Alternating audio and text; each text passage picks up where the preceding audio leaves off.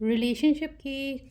card reading the yes or no happy yeng se ko yes or no su yeng ase aduga mana akogi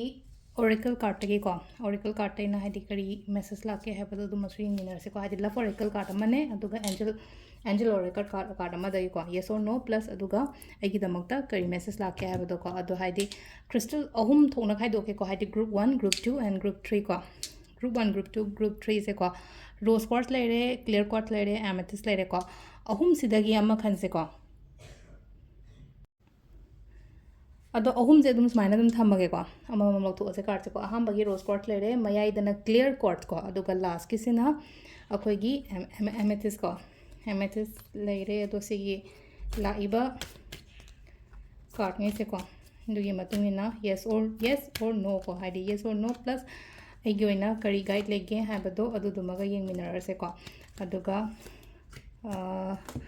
akoi gi love oracle card ta na mo kai la ke habado adu dum sa pe yeng ase ko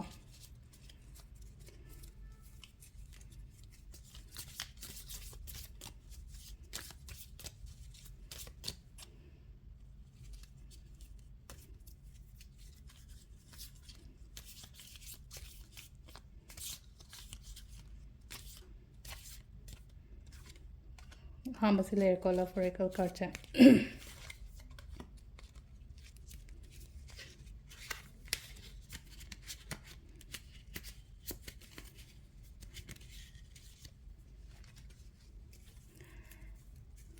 ख्वाई first को yes or no गी कहीं कई लेगे हापेट येंगसे अदुगा मागी मखादा लाइबा कहीं मंगोंदना मु करी हारिगे हाबदो हापेट येंगसे को yes or no गी से ख्वाई फर्स्ट को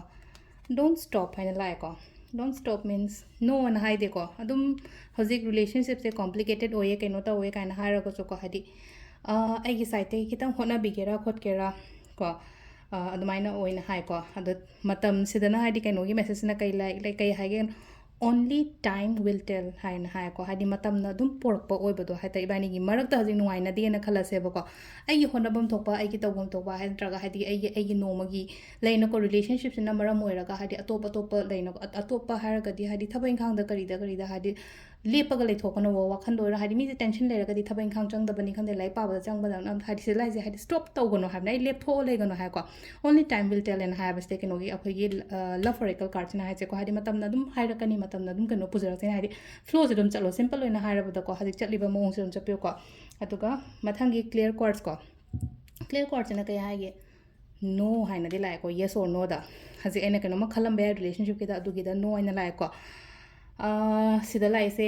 when you pass from this world you take nothing with you but your soul and memories you have shared with those you love silai se hai ta de koina sida hai se hai de koina keno to gi matam da thawai ga chang ga keno kaina ra matam da hai tar ko kemta pura ga chapa ya ba nate adu memories apha apha me ama ma de hai de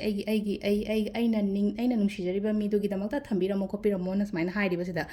adu duna yare ngai egos kumba kari gumba du maina gumba ga lera ga de ko just thadok pio dum pot me am do hai tar ko hadi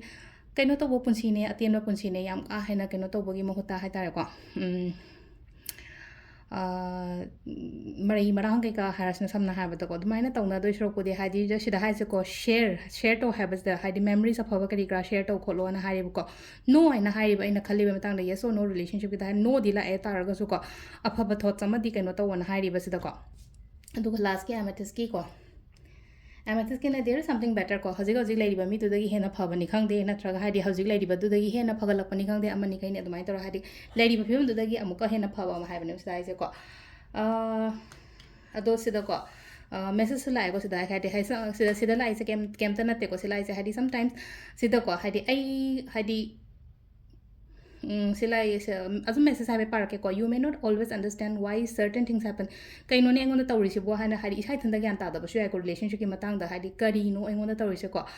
ado si faina amu muk thopa matam da ko hadi changes kari kra la o haina di pi ba hai tare ko hadi samna hai ba da hadi lambi ma thingjan matam da thong ma thingjan matam da thong ma hang to reina ko adu du na ko sida hai tare ko sida lai se hadi blessings sam ai gi damak ta dum la ka ni hadi hojik no ai tre ko tre na khala se ba give up ta go na tra ga hadi ko phata bo khan go no ba sai kan sida ko adu sida lai re ko ko gi kaino gi oina ko hadi se relationship gi yes or no adu ga hadi love oracle cards many some share ton dina to bone ko ma am da adu makada video som ko ni minar se thank you